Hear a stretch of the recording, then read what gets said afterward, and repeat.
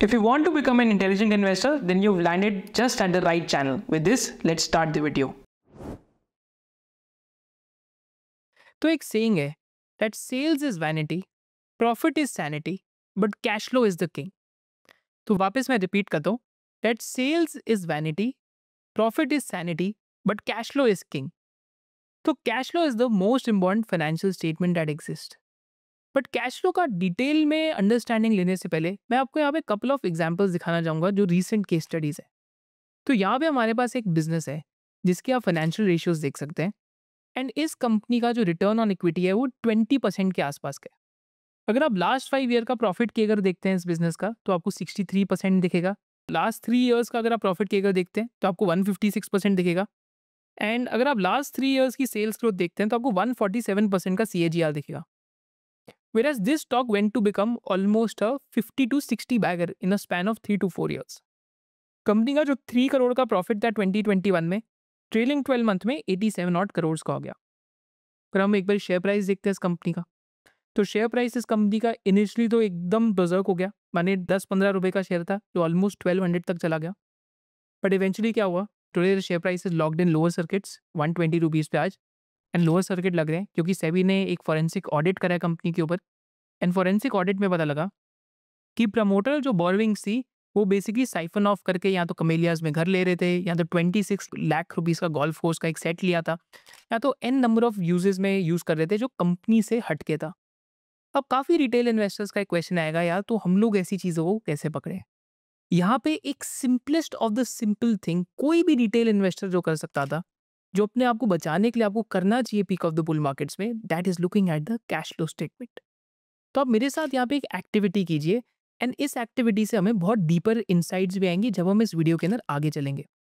तो last 5 years के अगर आप कंपनी के प्रॉफिट्स देखेंगे तो 2020 से लेते हैं तो 2 करोड़ प्लस 3 करोड़ 5 करोड़, 5 करोड़ प्लस 11 करोड़ करें तो 16 करोड़, 16 प्लस 23 करेंगे तो 39 करोड़, 39 प्लस 53 करेंगे तो 92 करोड़। अगर आप 92 करोड़ का प्रॉफिट लेते हैं तो कंपनी ने 2020 से 2024 के बीच में 92 करोड़ का प्रॉफिट कमाया। वेराज अगर आप कंपनी की कैश फ्लो स्टेटमेंट पे आते हैं, अगर आप कैश फ्लो फ्रॉम ऑपरेशंस लेते हैं तो यहाँ पे प्रॉफिट तो 92 करोड़ का है but cash flow from operations देखते हैं तो 2020 में -15 करोड़, 2021 में 6 करोड़ का तो -9, फिर -15 2022 -59, फिर 115 करोड़ का इन्होंने बेसिकली कैश फ्लो दिखाया 2023 में, which is basically equivalent to your 56 odd crore के आसपास हो गया। देन 56 ऑड करोड़ में से अगर आप -98 करेंगे तो ओवरऑल कंपनी ने माइनस ऑलमोस्ट 42 करोड़ का कंपनी ने कैश फ्लो करा cumulatively over this period of 4 years. माने 92 करोड़ का प्रॉफिट कंपनी ने दिखाया और लगभग 40 to 50 करोड़ का नेगेटिव कैश फ्लो दिखाया। तो इसका क्या मतलब है कि कंपनी का जो कोर ऑपरेशन है या कंपनी का जो धंधा है, गल्ले के अंदर पैसा नहीं आ रहा। इसका सिंपल मीनिंग ये है कि दुकानदार ने सेल तो कर दी, बट इतने उधार पे कर दी कि पैसा गल्ले में वापस नहीं आ रहा।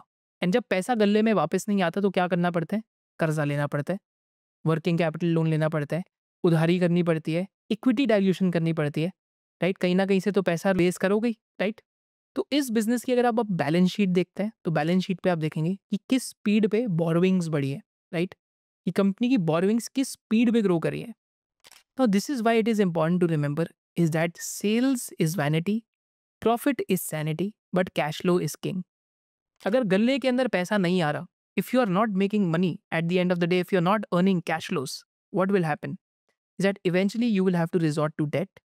डेट पे रिजॉर्ट करेंगे तो इवेंचुअली क्या करना पड़ेगा, अगर लेंडर्स भी लोन नहीं देना चाहते तो इवेंचुअली इक्विटी रेज करना पड़ेगा। जैसे इस कंपनी ने न्यूमरस इक्विटी रेज करे, माने कंपनी ने और शेयर होल्डर्स को इन्वॉल्व करा अपने साथ और डाइल्यूशन करी एंड फिर इवेंचुअली क्या आएगा, एक दिन म्यूजिक आके रुक जाएगा। जैसे अभी रिसेंटली इस कंपनी में म्यूजिक रुका एंड जनरली ये म्यूजिक कब रुकते हैं, जब बेयर मार्केट्स होती हैं, जो कि no one is willing to fund them. So if you loved this video and you had a differentiated business insight, then do subscribe to this channel and you can also follow our main channel of SOIC. Thank you so much for watching it.